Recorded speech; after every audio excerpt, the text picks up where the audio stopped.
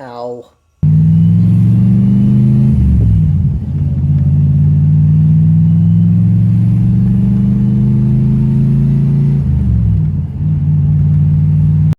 Hey guys, for today's video, I'm sitting back in the Z, but could easily have done this in the Cruise because both of them are manuals. My white car, whenever I get around to working on that, that is currently an automatic, but I will be converting it over to manuals because why? Manuals are just more enjoyable when it comes to driving a car. So, driving a manual seems to be a lost art. And if you are the type of person that actually enjoys the act of driving, and even if you don't even have a car that's like a performance car per se, you just have a car, every car, if you enjoy driving, is infinitely more enjoyable to drive if you have a manual. Now, why is that? It's because it actually keeps you engaged with what you're doing driving down the road. What was it? Grease. Okay. I guess I got it from the light. I got position over here, so try and explain stuff. So driving, it has turned into just more. So back in olden times, like horse and buggy times, it used to take you forever to get anywhere. Then the car came along. It made getting around a lot easier. Then the Model T came along. It made getting around a lot more affordable to all the average people. And then cars kind of took off from there. All cars at the very beginning were pretty much, you had to shift your own gears. And then automatics were considered a luxury because it was less work. Automatics has since taken over, and even finding a car now that has a stick in it that is new is damn near impossible. I know you can get it in like the CTSV Blackwing, or not CTS, CT5V Blackwing. I think you can still get a stick in that, and I want to say that's, some Mustangs you can still get a stick in, but for the most part, that's pretty much all of the American cars that you can get a stick in, performance cars wise. Even the new shitty ass Vet, which I fucking hate that thing, no option for a stick at all.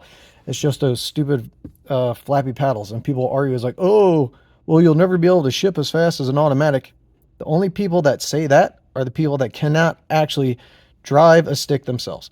A person that can drive a stick will never say that, because it's not, if anyone knows anything about driving a stick, it's not about going as fast as you can at this point in time, because we got to a point to where numbers mean absolutely nothing. Everything has obscene amounts of horsepower from the factory. It makes no difference whatsoever. How fast something accelerates, who cares? You can only use that for a certain amount of time. So driving and enjoying the experience is what matters. It's not about the destination, it's about the journey, or whatever that saying is. So let's say that for some reason you decide that you want to get a car with a stick, or you come across a car, it's a good deal, it's a stick, you don't necessarily know how to drive it, or really, in reality, the apocalypse has happened, EMP has wiped out everything, all modern cars are useless because of computer-controlled nonsense. The only way you're going to be able to get around is because you find an old car that is completely analog, runs on a carburetor and points ignition and stuff like that, and has a stick. And that's the only way you're going to be able to move around. So you need to know how to be able to drive one so you don't get killed by ravaging hordes of zombies and Mad Max style living. Okay, so on to that. Let's just go understand the basics of a manual car. Of course, you have right here your shifter. Okay, most shifters are down here to right, or if you drive on the wrong side of the road, it'll be on the left, but it is located in the center of the vehicle. Very few you may have heard 3 on a tree. That would be right here. It'd be like a stock kind of shifter, like the old school manuals, and like they don't even make them anymore, but old SUVs, vans, even cars used to have where you would select your gear up here. A 3 on a tree, your shifter would actually be up here, but the pedal and stuff will be the same. Okay, so the majority of the shifters are going to be here. Very rarely will you find one up here. They're very, very old school, and you probably won't come across it. Now, if we look down here at the pedal box, I zoom in, so you will notice that instead of 2 pedals, we have 3. So we have our standard accelerator, gas pedal. That's always going to be same. Then to the left of that, we have our brake pedal. That's always going to be same as automatic right here. This is what you're used to. The addition of it is we have over here on the left-hand side is our clutch pedal, and that will be your left foot. Focus. Okay. Your left foot will operate that. Your right foot will operate both the the gas and the brake pedal just as you're used to. Okay, so this will be the same. This is when you have to work, you'll just end up having to use now. Okay. The clutch pedal.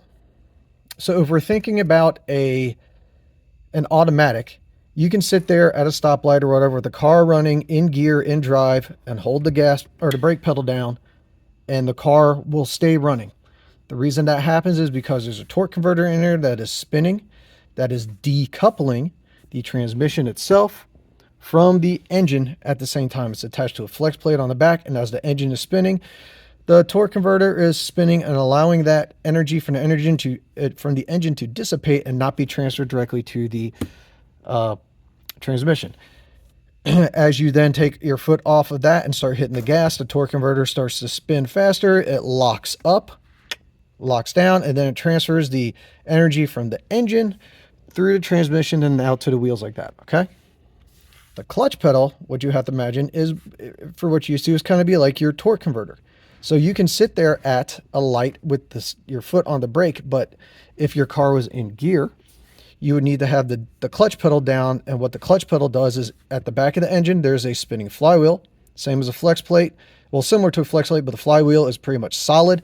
It's a friction surface that a clutch butts up against. The clutch pedal, what that does is that actually pushes and pulls the clutch outward off of the flywheel. So as I press this down, the clutch has now moved off the flywheel, and the flywheel will continue to spin while the transmission is just sitting here, could be in gear, just sitting here, not spinning around at all. So all's good to go. Now, depending on how long the light is, your leg could get a little tired, so we put it in what we call neutral, or we can just sit here. Okay, now that is how these pedals work. Gas, brake, clutch. Clutch disengages the transmission from the engine to allow you to sit and idle stop signs or anything like that. And also that is how you will shift your gears. Okay, now if we look at our transmission here, we can look here. This will tell us this is a 5-speed transmission. First is up, second down, third is then up and over to the middle, fourth is back and down, and then fifth is up all the way over to the right and up. And then we have back here reverse. And right now, currently, the way this car sits, there we go. I was locked out of reverse. Sometimes the gears in this transmission, whatever, so I have to roll forward to get back. It doesn't much matter. But whatever your transmission is, it can be 3-speed, 4-speed, 5-speed, 6-speed, 7-speed. It doesn't matter. You'll need to know where your first gear is, okay? My first gear is up and to the left. The majority of them are up and to the left, so we're going to work on that, but you need to pay attention. Oh, wait, back out. That'll help. God damn it. There we go. Okay. You will need to know exactly what your transmission is to know where you need to go to get in your first gear. Okay. Now, a benefit of manual transmissions is we can pick what gear we want to be in at any given time. So let's say the roads are kind of slick. Okay. You are in a car that has a lot of very low end torque. Putting in first gear you'll spin out, tires will spin a lot while you're trying to gain traction. So you can choose to start in maybe a second gear or something like that. Or another benefit of this that we don't have in an automatic is if for whatever reason our brakes are going out or failing or something like this, we can downshift and we can use our engine to actually brake the car. I mean, it's called engine braking. So the engine is, if we downshift into a lower gear and then we take our foot off the gas, the engine is going to lower down on RPMs. As it lowers down RPMs, the transmission is helping do that, and it's slowing the car's momentum forward. Unlike an automatic that kind of wants to keep continuing coasting, that would be equivalent to kind of keep it in neutral gear. And you can use that to brake, engine brake all the way down to slow the vehicle down if for whatever reason your brakes go out. So that's always a good thing. So now we'll imagine that we are going to start the car. I'm not going to do it because we're in here in the garage closed, and you won't be able to really hear me anyways. So I'm going to explain the deal. To start the car with a manual transmission, there should be a safety switch that is built into the clutch that keeps the car from being able to be turned and started while the car's in gear and just instantly taking off and driving. We don't want that. So what you would do is you would push in the clutch, turn the key, car starts up. All right, good. It's running now. Blah, blah, blah, blah, blah, blah, blah. We make sure our car is in neutral. That's in neutral. Okay, if it's in gear, much less play, but in neutral, a lot more play, okay? All right, when that's good, we know we're good. We can take our foot off the clutch, let our car warm up, or do whatever we have to do, okay? So now we're going to imagine that we are sitting and we're going to go take off, and we want to go forward, not reverse. We want to go forward. So what we would do at this given time is put our foot on the brakes, okay? You have your emergency brake. You would put your emergency brake down like this, okay? So because emergency brake's on, you're going to be fighting that. We push in the clutch because the engine is spinning now. Remember, we have to disengage the engine from the transmission. Push in the clutch, and we push over into neutral, or I'm sorry, up. We come out of neutral and push up into wherever our first gear is in our transmission. For this one, it's up and to the left, okay? We're going to do that as we, let me see, am I going to roll back? Okay, I don't have to worry about rolling. So as we go to do this, this is what people find the hardest, and this is what you're going to want to practice the most. Ideally, find like yourself a big open flat parking lot so you can get used to it, okay? You'll take your foot off the brake and move it towards the gas, same way you would normally in an automatic. But as you do this and get ready to start going, you start lifting up on the clutch pedal. Ooh, that's squeaky. As you lift up on the clutch pedal, and this is just a practice thing, you'll feel where the clutch starts to engage, where the clutch is moving back in. As I'm lifting up, the clutch is going back into the flywheel, and you'll feel where the flywheel starts to touch, or the clutch starts to touch the flywheel in the car, and the car wants to start moving, okay? At that point in time, we will start adding some gas. We're coming out. We're here's picking up. We'll start adding in on the gas as we take our foot off the clutch, and now we're going in first gear. Okay, and we are revving up. When we get up to the point to where we decide we want to shift the gears, you'll then go back to the clutch pedal. You'll push down the clutch pedal at the same time as you lift off on the gas, okay? You put like this, clutch in, gas out, or out of the way. I'm exaggerating it. I would not move my foot this far. My foot stays on the pedal, but comes in like this, foot out of the way. Okay, and as I am pushing on the clutch and getting my foot out of the way of the gas, I then take and I pull my shifter from first, back through neutral, back into second gear. Now we're back and we're doing the same thing. Clutch comes out as gas pedal goes in, and this is much easier because we're already rolling. You may get some bucking, but that's fine. You just have to learn where the position is, okay? Going, cars revving up. Oh, time to shift in a third now. So same thing. Clutch in, gas out. Clutch in, gas out, shifter up neutral, up into third now, okay? And then same back thing in. Gas down, clutch out, okay? Same through fourth. Whoa. Clutch and gas, shifter back, or forward, okay. And then we're going to imagine that we want to go into fifth because we're getting on the highway or something like that. Same deal, okay? Clutch in, off gas. That is the main sticking point for people doing this, and the hardest part is just learning your car and where the clutch pedal engages and where it doesn't. I just put my emergency brake on there just to make sure we don't roll in any way while I sit in the garage with the garage door down, okay? That is what people find most tricky, but it is not tricky at all. So now imagine we are going down to, we're coming to a stop. We can do, you don't have to, especially while you're learning. Downshifting as you go towards a stop, you don't worry about. We can just think about we're coming to a stop and we just want to stop. We have to make sure that at some point in time, we take the transmission out of gear, because if we go to brake and we stop the car as the engine is still spinning, but the transmission is still engaged with the engine, it'll cause the engine to stop spinning and will stall out. We don't want to do that. So as we go to brake, we'll just push in the clutch, and we just pull it out of gear, and we can just push it into neutral. We can just allow ourselves to brake just like normal, just what you're used to in an automatic car. You can do, once you get past through doing all this, you can start worrying about downshifting as you go down to stop, okay? But it's not necessary for stop. What you will need to worry about, though, for downshifting is when you're going around turns and all that stuff, because unlike an automatic that will search and pick the gear for you, we need to pick what gear we want to go in. So now imagine that we're going down the road here. I'm just cruising around, and we'll put it in fourth, okay?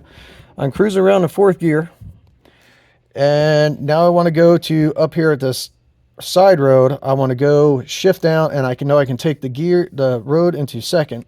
I can take the turn in second gear, rather, excuse me. So I'm coming around, man, that light. Hopefully you can see what I'm doing. When I'm coming around, I'm coming up to the road here. I'm going to shift down into third myself. I push in the clutch, take off the gas, push down to third. I let my foot off the clutch, give a little bit of gas to keep it from bucking too hard. I'm slowing down again, and now I'm coming up to the turn, and I want to go shift into second. So I push in the clutch, I pull down into second. I bring my foot over onto the brake because I got to slow down a little bit. I turn. I'm going around the turn, and now I'm ready. I can accelerate out of the turn. So same deal. I put my foot back on the gas, lift up on the clutch, and push down onto the gas pedal. Okay? And then we go and continue to drive away. Bam, bam, bam.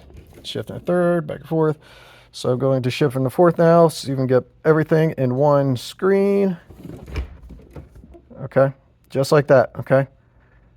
Now time to downshift. Down. Downshift again.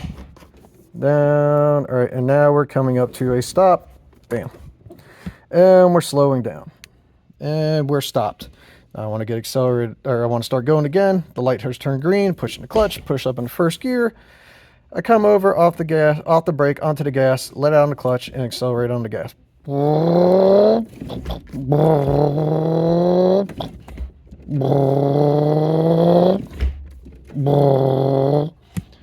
My sound effects there.